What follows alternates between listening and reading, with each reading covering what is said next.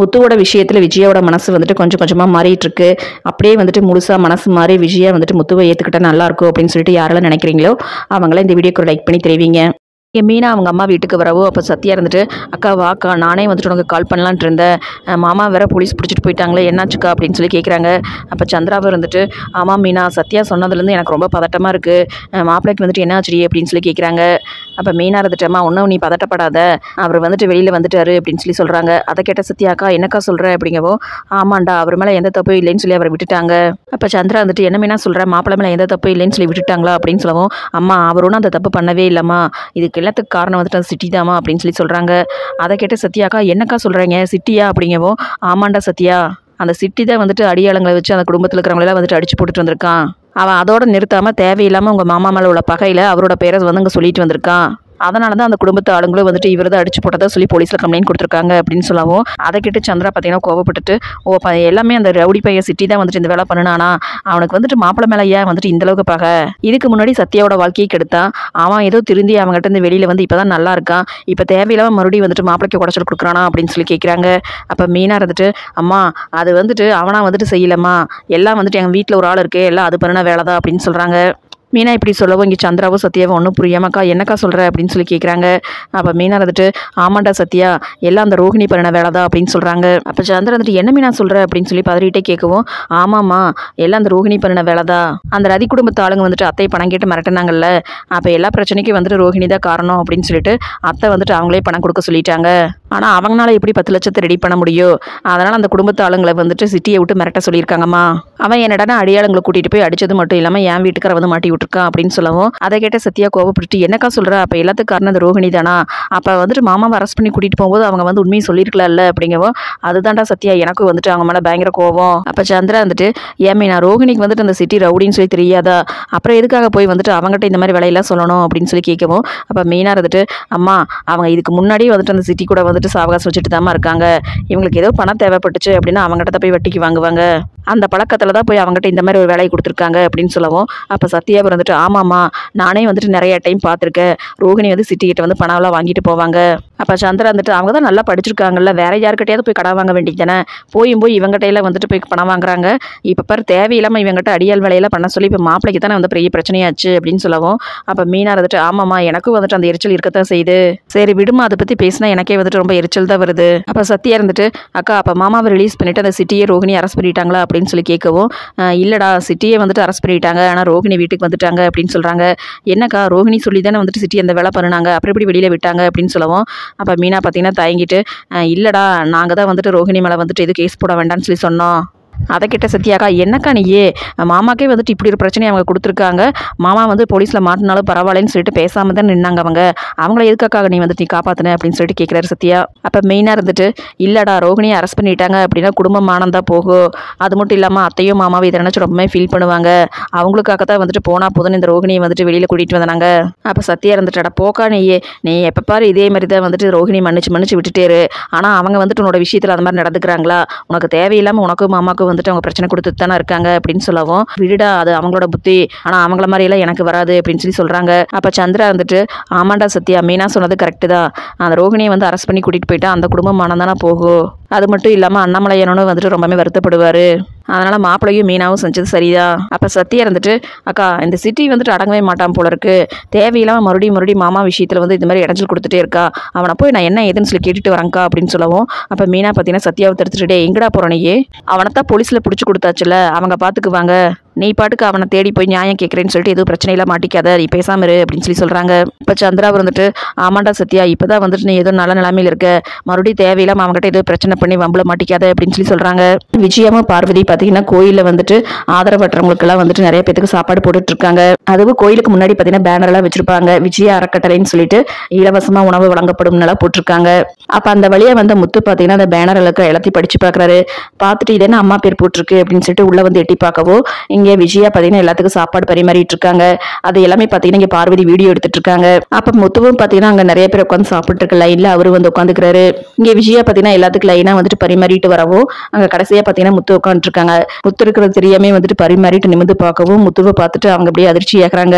அப்போ முத்து வந்துட்டு, அம்மா என்னம்மா பாக்குறீங்க, நானும் வந்துட்டு சாப்பிட்றேம்மா இங்க, ஏன்னா எனக்கு விவரம் தெரிஞ்சு உங்க கை கையால வந்துட்டு நான் எப்ப சாப்பிட்டேன்னு சொல்லி எனக்கு தெரியல, இனி சாப்பிட போறேனான்னு கூட எனக்கு தெரியாது, ப்ளீஸ்மா உங்க கையால நான் சாப்பிட்றேன், எனக்கு சாப்பாடு போடுங்கம்மா அப்படின்னு சொல்லிட்டு ரொம்பவே பாவமா கேட்கிறாரு. முத்து இந்த அளவுக்கு மனசை ஃபீல் பண்ணி பேசுறத பார்த்துட்டு இங்க விஜயாக்கே வந்துட்டு ஒரு மாதிரி இருக்கு.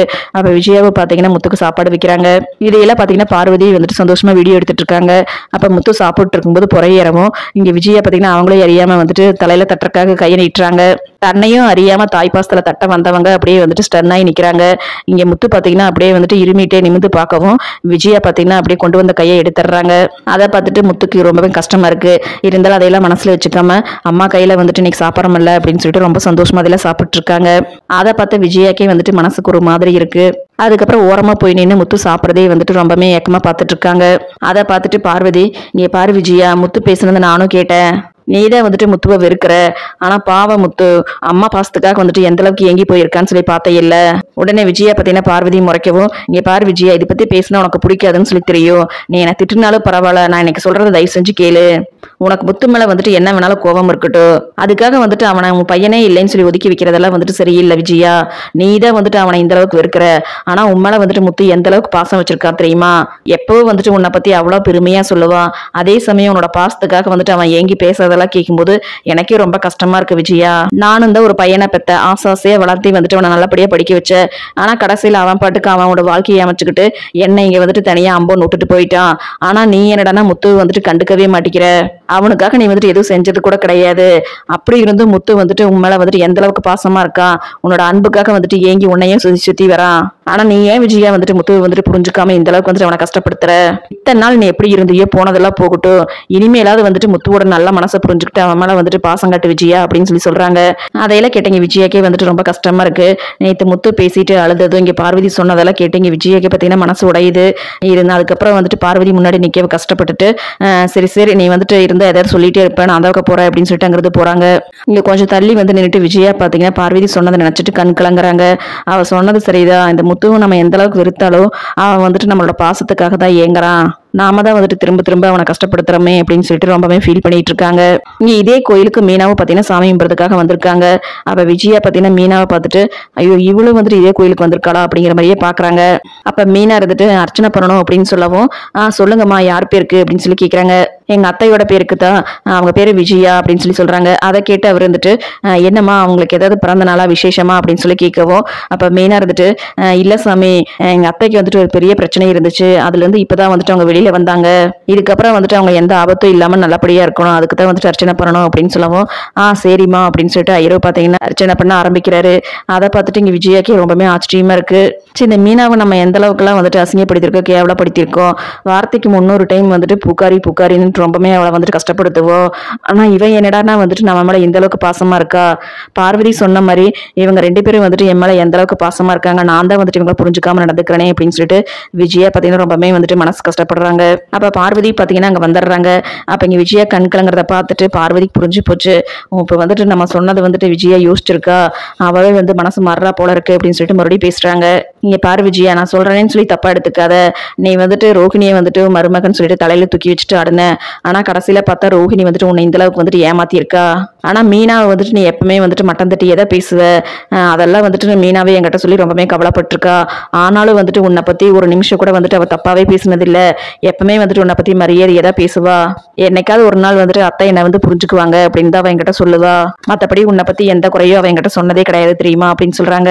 அது மட்டும் இல்லாம இப்ப வரைக்கும் வந்துட்டு மீனா வந்துட்டு உன்னை நல்லபடியா தானே பாத்துக்கிறா, நீயே எத்தனை டைம் என்கிட்ட சொல்லியிருக்க, அந்த ரோஹிணியும் சரி ஸ்ருதியும் சரி வீட்டுல எந்த வேலையுமே செய்ய மாட்டாங்க, ஆனா மீனா வந்துட்டு பூ கொடுக்குற வேலையும் வெளியிலயும் போய் பார்த்துட்டு வந்துட்டு வீட்லயே வந்துட்டு எல்லா வேலையும் இழுத்து போட்டு செய்வாள்ல, இப்படி எல்லாம் வந்துட்டு ஒரு மருமக கிடைக்கிறதுக்கு வந்துட்டு நீ கொடுத்து வச்சிருக்கணும் விஜயா.